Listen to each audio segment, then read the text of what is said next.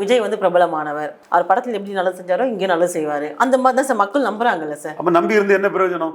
26 இருப்பாங்க, 31 இருப்பாங்க, 36 இருப்பாங்க. 234 கேண்டிடேட் போட்டால் தானம்மா ஓட்டு வரும். மக்களுக்கு நம்பிக்கை வச்சு என்னம்மா ஆக போகுது? நான் சொல்கிறது புரியுதாம்மா? அதாவது கமல்ஹாசன் 39 கேண்டிடேட் போட்டார். அதில் உள்ள ஒரு 10-15 கேண்டிடேட் வெயிட்டாக இருந்தாங்களா இல்லையா? அந்த மாதிரி வெயிட்டான ஒரு 5 கேண்டிடேட் விஜய்கிட்ட சொல்லுங்கள், ஒரு எம்பி கேண்டிடேட் ஸ்ட்ரக்சரில் ஓகே சொல்லுங்கன்னு கேட்டேன். Sripriya structure, Kamala Nassar structure, Maurya structure, தெரிஞ்சனில் ஒரு ஐஏஎஸ் ஆஃபீஸர் ஒருத்தருக்கு ஸ்ட்ரக்சர், இந்த மாதிரி ஸ்ரீதர் ஸ்ட்ரக்சர், கோயம்புத்தூர் ஒரு தொழிலதிபர் ஸ்ட்ரக்சர், திமுகவில் தான் அவர் இருக்கிறாரு. ஸோ இப்படி ஒரு ஸ்ட்ரக்சரில் ஒரு 10-15 வராது கமல்ஹாசன்ட்டு இருந்தாங்க.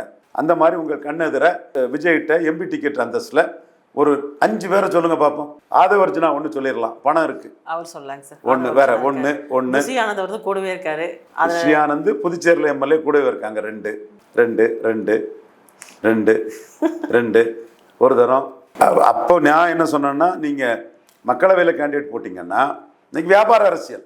விஜய் வியாபாரம் தான் பண்ணுறாரு, பிஸ்னஸ் இன்வெஸ்ட்மெண்ட் தான், மார்க்கெட்டிங்கான ஒரு இன்வெஸ்ட்மெண்ட் தான்.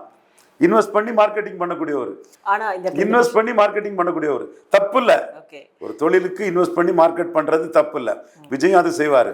ஆனா இது வியாபார அரசியல்னு சொல்லும் போது நீங்க மக்களவையில் நீங்க 39 கேண்டிடேட்டுக்கு தயார் பண்ணியிருப்பீங்கன்னா 39 பேரும் நின்று இருப்பான். என்ன நம்பிக்கையில் நின்று இருப்பான்னா, நாம சட்டமன்றத்தில் நமக்கு விஜய் நம்ம இந்த ஓட்டை காட்டி எங்கேயாவது சீட்டு வாங்கி தந்துருவாருன்னு நின்றுப்பான். ஒரு எம்எல்ஏ சீட்டு கேரண்டின்னு நின்றுப்பான். விஜயகாந்த் கிட்ட 29 பேர் எம்எல்ஏ ஆனாங்கல்ல, அதே மாதிரி நம்ம ஒரு பலத்தை காட்டிட்டோம்னா அந்த பலத்துக்கு ஏற்ப விஜயை நம்பி நாம் எம்எல்ஏ ஆயிடலாம். நாம் அதுக்கு தக்கன பணத்தை செலவழிப்போம், 1.5 லட்சம் ஓட்டு எடுப்போம். 1.5 லட்சம் ஓட்டு எடுத்தால் ஒரு எம்எல்ஏ டிக்கெட் நமக்கு ஒரு அணியில் நாளைக்கு தோற்று போன அணியில் நமக்கு தந்துடுவாங்க. நம்மளையும் சேர்த்து தான் வெற்றி பெற்றவங்களை தோற்கடிக்க முடியும்னு சூழல் வந்துடும்னு நம்பி இன்வெஸ்ட் பண்ணுவாங்க. வியாபாரம் தாம்மா. விஜய் சினிமா மார்க்கெட்டிங்க்கு எத்தனை பேருக்கு ஃபண்டிங் பண்ணி பிஸ்னஸ் மார்க்கெட்டுக்கு பண்ணலை, பேரெல்லாம் சொல்லலை, இது இயல்பு தான். ஸோ அந்த ஃபண்டிங் கலாச்சாரப்படி அசம்பிளி 214க்கு செலவழிச்சா அது எத்தனை பேருக்கு பார்லிமெண்ட்டில் வாய்ப்பை கொடுக்கும்? நாம் இதில் அசம்பிளிக்கு இன்வெஸ்ட் பண்ணோம்னா அது நமக்கு பார்லிமெண்ட் டிக்கெட்டை ஒரு அணியில் பெற்றுத்தரணும். எத்தனை பேர் அந்த வியாபாரத்துக்கு தயாராவாங்க? ஆக மாட்டாங்கல்ல. அப்போ நம்ம சகாதேவ மாதிரி சொன்னோம்ல, அப்போ நீங்கள் சொந்த காசில் சூனியம் வச்சுக்கிட்டு 214 கேண்டிடேட் இல்லாமல் திணறீங்க. ஸோ விஜயை நம்பி ஒருத்தான கேண்டிடேட் பணம் செலவழிக்க யாரும் இல்லை.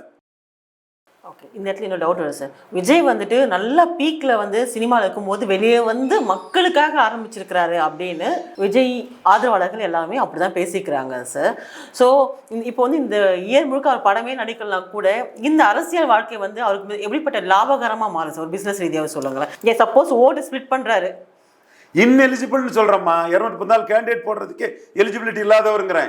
இல்லை, இதுக்கப்புறம் அடுத்தது கூட்டங்கள் நடத்த போகிறோம், இன்னும் பூத் கமிட்டி அமைக்கணும், அதுக்காக நெக்ஸ்ட் பெரிய கூட்டம் போட போகிறோம் எல்லாமே பேசிக்கிட்டு இருக்காங்க இல்லையா? சப்போஸ் அதுக்கப்புறம் நெக்ஸ்ட் லெவல் வரும்போது கூட்டணிக்கு ஆள் வருவாங்கன்னு சொன்னார்.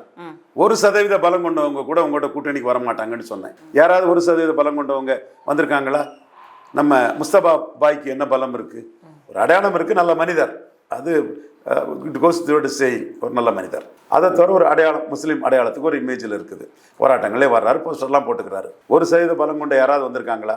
அப்போது நம்ம சொன்னோம், நீங்கள் 24 மக்களவையில் நின்று பலத்தை காட்டிச்சுப்பீங்கன்னா இன்னைக்கு உங்களுக்கு வந்து ஒரு வரவேற்பு இருந்திருக்கும், சேர்க்க ஆள் இருந்திருப்பான். பலம் நிரூபிக்காதவங்களை நீங்கள் பிராண்டிங் ஆட்களை வச்சு சீன் போட்டால் நடக்காதுமா. நீங்கள் அந்த சீனில் தான் நீங்களும் மயங்கிக்கிட்டு ஏமாந்துக்கிட்டு என்கிட்ட கேட்குறீங்க.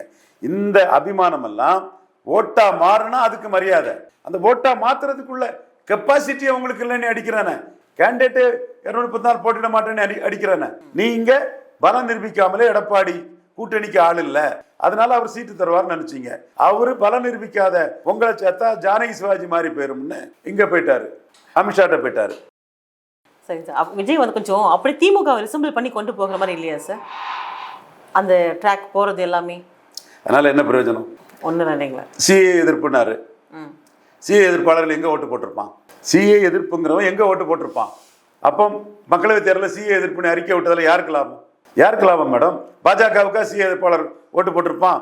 யாருக்கு போட்டிருப்பான் சொல்லுங்க? திமுகவுக்கு. அப்போ திமுகவுக்கு பிடிமா தானே வேலை பார்த்தாரு. பிடிமேல நம்பிக்கை கிடையாது. ஒவ்வொருத்தரும் தான் வளர்றதுக்கு முயற்சி பண்ணலாம், அதில் எந்த தப்பும் இல்லை. பட்டு அவரோட அறிக்கை வந்து திமுகவுக்கு தானே லாபம். இப்போ வந்து வக்ஃப் போர்டு இதில் ஆர்ப்பாட்டம் அது இதுன்னு பண்ணாங்க, சீமானும் பண்ணுறாரு, எடப்பாடியும் அதுக்கு எதிராக தான் இருக்கார். என்ன பிரயோஜனம்? ஓட்டு எங்கே போகும்?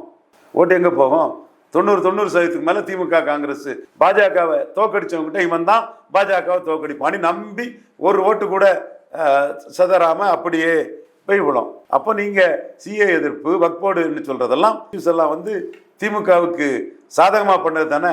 முஸ்லிம்ஸு அந்த அளவுக்கு போட்டுருவாங்களா உங்களுக்கு? Minorities will be vigilant and alert everywhere. அது எந்த வித மைனாரிட்டினாலும் அது ரிலீஜியஸ் மைனாரிட்டி எவ்வளோ அலர்ட்டாக இருப்பாப்புல. ஏங்க முஸ்லீம் சிறைக்கைதிகள் விடுதலைங்கிறதுக்கு யாருமே சொல்லாத ஒரு இஷ்யூ. அதை சீமான் பேசுகிறாப்புல, மற்றவங்க அதை பேசுறதுக்கே தயங்குறாங்க. அதற்கே ஓட்டு விடல. அல்லா மீது ஆணையா சொல்கிறேன், யாரும் எனக்கு ஓட்டு போடுறதில்ல. பட் என் கூட தாயா பிள்ளையா பிறந்துட்டேன், அதனால நீ கஷ்டப்படுற, அதனால நான் பேசுகிறேனே தவிர நீ எனக்கு ஓட்டு போட மாட்டாருன்னு சீமான் தெளிவாக சொல்கிறாப்புல. ஸோ முஸ்லீம் சிறைக்கைதிகள் விடுதலை பற்றி பேசுகிற சீமானுக்கு முஸ்லீம் ஓட்டு வராதுன்னா சிஐஐக்கும் வக்போர்டையும் பேசுகிற இவங்களுக்கா அந்த ஓட்டு வந்துடுற போது அது ஆர்எஸ்எஸ் எதிர்ப்பு பாஜக எதிர்ப்புன்னு அதை தோக்கடிக்கக்கூடிய பலமான அணிக்கு தான் போகும்.